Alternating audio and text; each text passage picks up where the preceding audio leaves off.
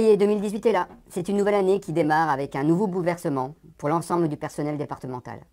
Après les suppressions de postes, les réorganisations, les suppressions de congés, voici maintenant que l'exécutif s'attaque à notre rémunération, bafoue l'égalité de traitement entre agents et introduit la notion d'intéressement qui porte un coup fatal à l'intérêt général, fondement de notre service public.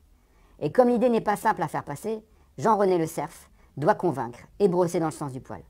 C'est l'objet des 2 vidéos qu'il a réalisées ces 15 derniers jours. D'ailleurs, Bisbee y était et voici son débrief.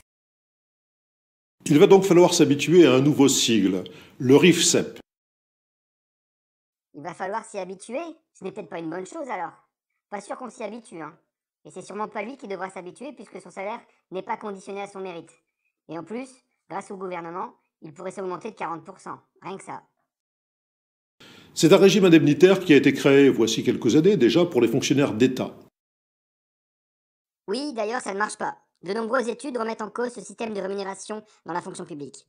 Le CNFPT a publié un rapport de Vincent Croiset-Pourcelet qui affirme la transformation en valeur marchande de la qualité de l'exercice des compétences professionnelles exacerbe une compétition entre agents préjudiciable à la bonne marche des services et à la cohésion de la fonction publique.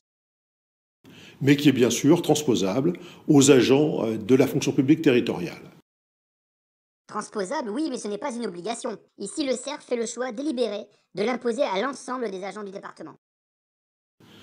Alors vous savez que les collectivités traversent aujourd'hui une phase qui est une phase particulièrement difficile en matière financière, et un grand nombre de collectivités ont été amenées à initier une baisse du régime indemnitaire. Ah bon? Où ça? Qu'ils nous le disent précisément. Quelle collectivité a baissé son régime indemnitaire? En tout cas, nos voisins du département du Pas-de-Calais ont un régime de primes plus important que le nôtre et ne passent pas au RIFSEP. Mais peut-être que le Pas-de-Calais est épargné par la crise qui touche les collectivités.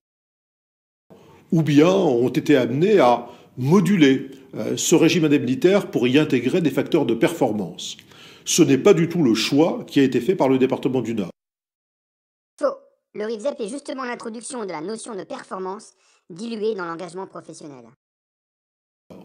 Le département du Nord a choisi très clairement de sanctuariser le régime indemnitaire tel qu'il existait jusqu'à présent. Refaux. Le régime indemnitaire de grade que nous connaissons jusqu'à maintenant disparaît au profit de l'IFSE, qui est, elle, attachée à la fonction, donc susceptible d'être modifiée dès 2018. Sanctuariser, dit-il, ça laisse croire que le montant de nos primes ne baissera jamais. C'est un élément de langage, car la loi oblige le département à maintenir le montant des primes antérieur au 1er janvier, mais autorise sa révision ensuite et à tout moment, et au plus tard tous les 4 ans.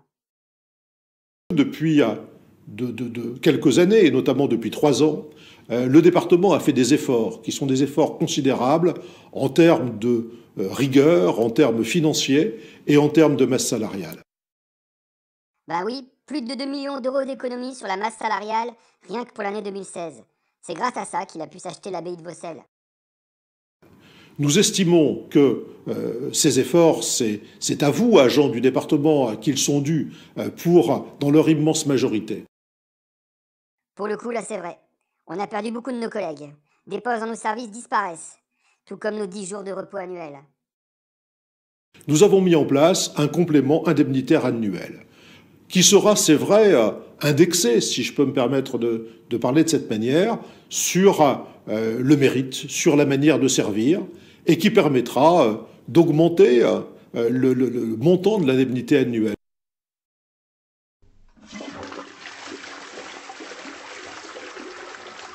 Donc, pour bien comprendre,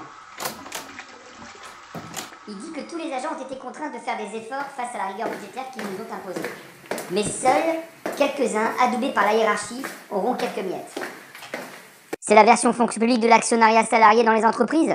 C'est magnifique. Notre reconnaissance et notre gratitude. Gratitude, remerciement, gratitude. Il n'en fait pas un peu trop là? Gratitude? C'est vraiment de ça dont il s'agit? D'autant que c'est particulièrement pervers, hein. Normalement, on exprime de la gratitude envers une personne qui a fait le choix de faire ou de donner quelque chose. Et là, s'est-il assuré que nous étions d'accord pour faire les efforts qu'il vante? Non, il nous les a arrachés. D'autant que la rigueur et l'austérité qu'il nous impose depuis 3 ans coûtent, et bien au-delà du fric. L'enquête de l'Observatoire le démontre. La souffrance du personnel départemental est réelle et massive. Et contrairement à ce que prétend le CERF, elle s'aggravera avec la mise en place du RIFSEP qui conduit au chacun pour soi et au sauve qui peut. Et nous le réaffirmons, les syndicats qui ont permis sa mise en place en porteront aussi la responsabilité. Là, maintenant, il y a 2 manières de résister à ça, d'enrayer ce mécanisme infernal. Tout d'abord, l'ensemble des cadres garants de la cohésion des équipes peuvent et doivent se positionner clairement en attribuant la même valeur professionnelle à l'ensemble des agents de leur service. C'est possible et rien ne l'interdit. Et deuxième chose, plus que jamais dans ce système qui entretient l'individualisme et la concurrence entre nous, soyons solidaires, attentifs les uns aux autres, créons du collectif, trouvons la reconnaissance entre nous par la satisfaction du service rendu aux populations. En ce début d'année, souhaitons-nous la liberté d'envisager de renverser l'ordre établi et la force de le faire. Bzz.